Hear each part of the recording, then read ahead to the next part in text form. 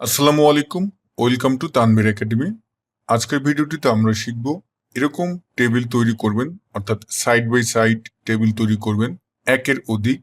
আমি এখানে উপরে 2টি টেবিল তৈরি করেছি, নিচে 3টি টেবিল তৈরি করেছি। তো আমরা সবগুলোই দেখবো যে কিভাবে এটা তৈরি করবেন। ভিউয়ার্স, আমরা আমাদের ভিডিওর মূল টপিকে চলে যাব। ভিডিওর মূল টপিকে যাওয়ার আগে আপনাদেরকে একটি অ্যানাউন্সমেন্ট দিচ্ছি।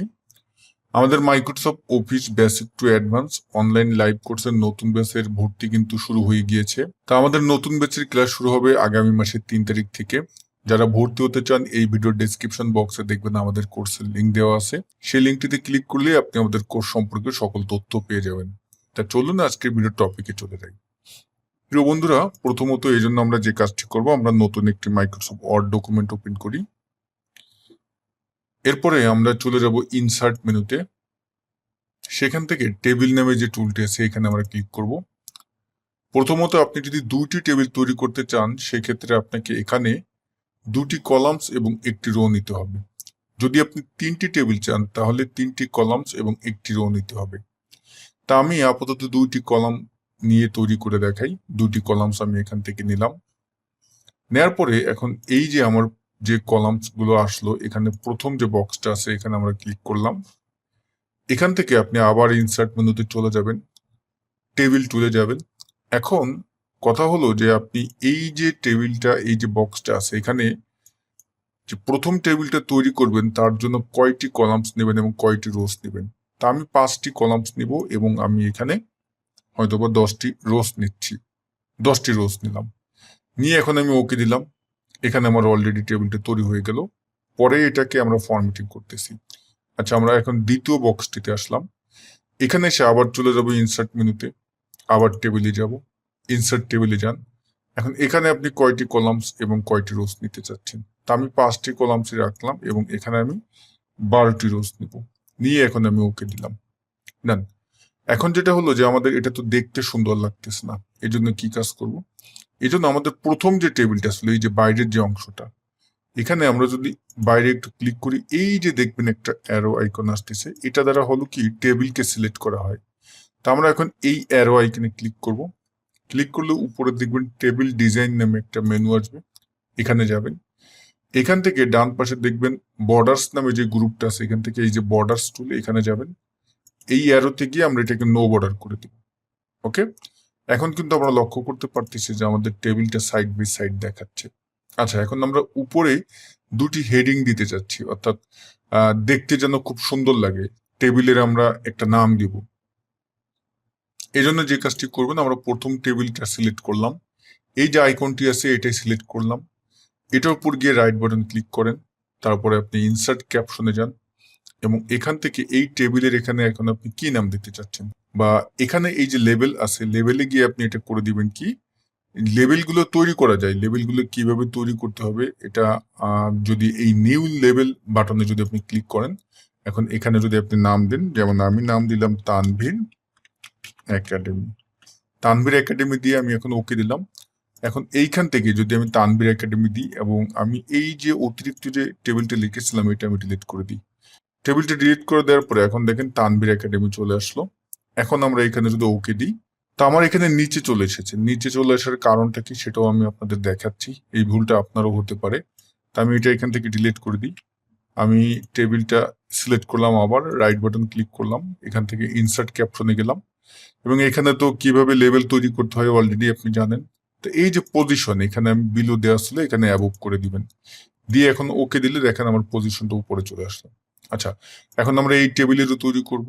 আমি এই যে আইকনটা আছে এটা সিলেক্ট করলাম, রাইট বাটন ক্লিক করলাম, ইনসার্ট ক্যাপশনে গেলাম। আমি এখানে তানভীর একাডেমি দিয়েই রাখবো এবং এটাকে আমি করে দেবো অ্যাবভ। তারপরে আমরা ওকে দিয়ে দিলাম, চলে আসলো। এখন টেবিল অন এটা আমরা সিলেক্ট করব, করে হোম মেনুতে গেলাম, গিয়ে এখানে আমরা যে কাজটি করব এটাকে সেন্টারে দিলাম।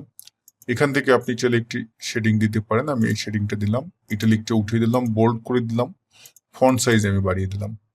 ঠিক দ্বিতীয়টায় যদি আমি এটা করতে চাই, এভাবে সিলেক্ট, হোম, বোল্ড, ইটালিক উঠিয়ে দেন, ফন্ট সাইজটা বাড়িয়ে দিই, সেন্টার করে দিই, আর আমরা এরকম একটা শেডিং দিয়ে দিলাম।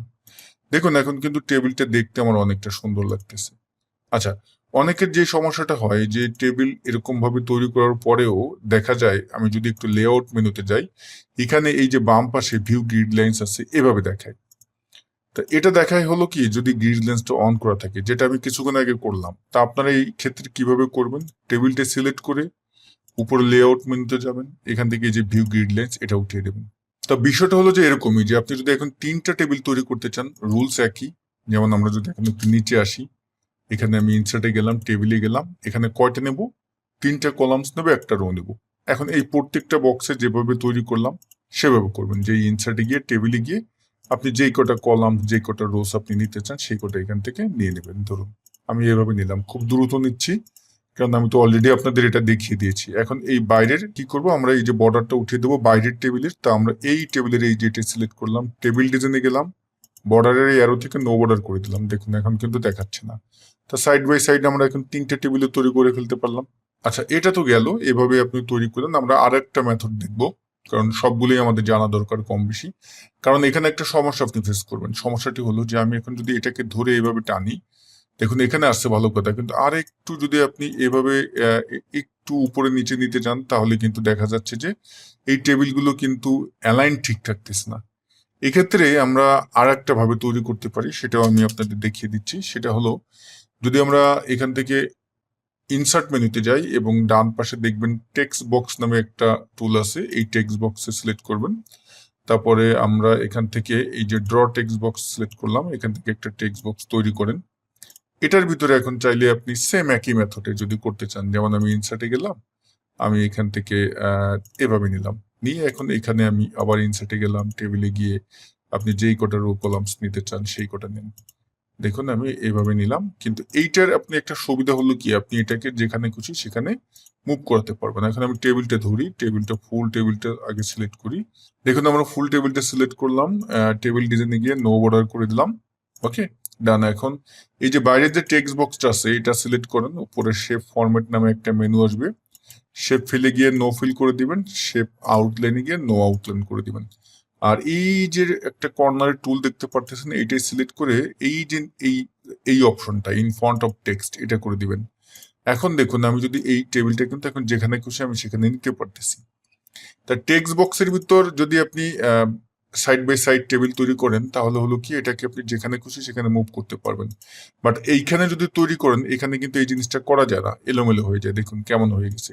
তা আশা করি বিষয়টা বুঝতে পারছেন। আমি টোটালি আপনাদের দুইভাবেই দেখিয়ে দিলাম, এভাবে করতে পারবেন। এখন আপনার কাছে যেটা ভালো লাগবে সেটা আপনি ব্যবহার করতে পারবেন। তো প্রিয় বন্ধুরা, যদি ভিডিওটি আপনাদের বিন্দুমাত্র উপকারে এসে থাকে, একটি লাইক দিবেন, আপনার মূল্যবান মতামতটি জানাতে ভুলবেন না। সবার সুস্থতা কামনা করে ভিডিও এখানে শেষ করছি। আল্লাহ হাফেজ।